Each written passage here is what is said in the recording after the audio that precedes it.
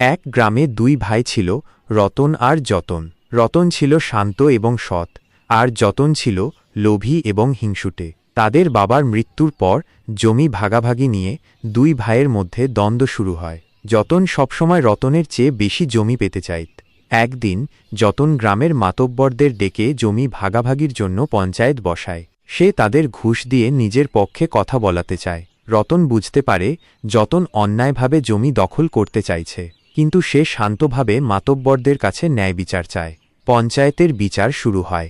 যতন নানা মিথ্যা কথা বলে, রতনকে দোষী প্রমাণ করার চেষ্টা করে, কিন্তু রতন শান্তভাবে সব অভিযোগ খণ্ডন করে।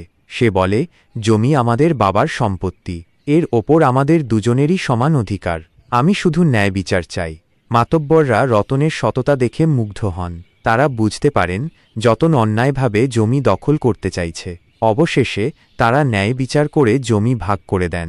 রতন তার ন্যায্য অংশ পেয়ে খুশি হয়, আর যতন তার লোভের জন্য লজ্জিত হয়। এই গল্পের শিক্ষা হল, লোভ মানুষকে ধ্বংসের দিকে নিয়ে যায়, আর সততা সবসময় জয়ী হয়।